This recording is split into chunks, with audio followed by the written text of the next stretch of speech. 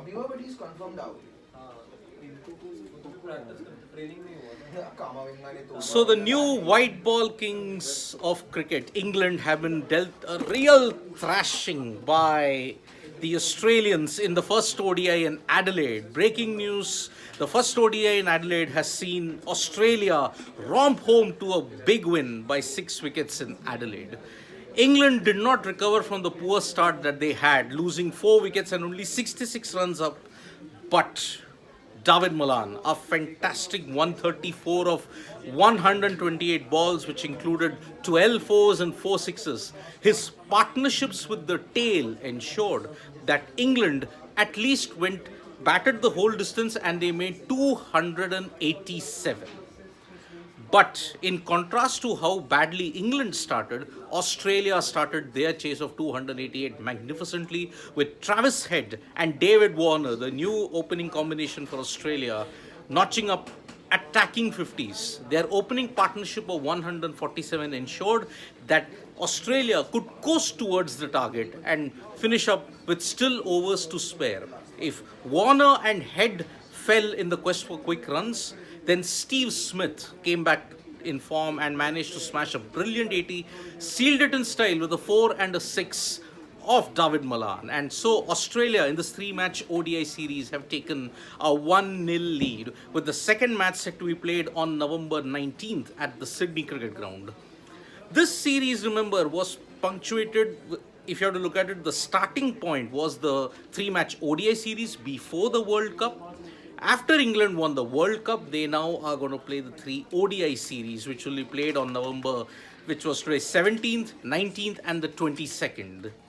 Now the focus will be only on ODIs for this point in time, because the ODI World Cup will be played in 2023. And England, if you have to look at it, some old players did come back. Remember, Johnny Bairstow is still not available because of that injury that he sustained. And yes, they did rest some players. They got in Phil Salt was there, James Wince had come, Sam Billings came, there was Josh Butler in it, and they didn't rest many players. If you have to look at the last time they played an ODI series, which was against South Africa, and now this ODI series, some players are not there in the mix. Remember, Ben Stokes has retired from ODIs. And there is no Alex Hales, there is no Johnny Bairstow in the team. So there are some new players who had made their debut in the T20 format. For example, Luke Wood impressed in the series against Pakistan. But apart from that, yeah, there is no Chris Wokes, there is no Moeen Ali, there is no Adil Rashid. So yes, a lot of fresh faces. Ollie Stone, for example. But at the end of the day, these guys had the depth. Australia, on the other hand, they are moving into a new era without Aaron Finch, their white ball captain, during the T20 World Cup. Remember, after Australia defeated New Zealand 3-0, Finch had said that he was going to retire from ODIs, and he's done it. So Travis Head will be the new opener along with David Warner. And already the left-hand combination seems to have worked really well, a 147 run stand. And Head, as we know, plays in Adelaide he's played his domestic Sheffield Shield there as well as he has represented the Big Bash League on several occasions for the Adelaide Strikers. So Travis Head and David Warner started the series well. And England actually struggled with the ball. If you have to look at it, who was the most economical bowler on the given day? It was David Willey, took 2 wickets, but he had leaked 51 runs. Ollie Stone bowled a maiden, but gave away 50. Then Luke Wood conceded 59. Chris Jordan won for 49. David Malan and Liam Dawson. Liam Dawson, the left-arm orthodox spinner, not having that much of an impact. And so David Willey's wickets were David Warner and Marnus Labuschagne. Remember, Labuschagne also has not been amongst the runs for quite some time now. So Australia continue their wonderful run at home. Remember, they had beaten New Zealand 3-0 in the series prior to the T20 World Cup.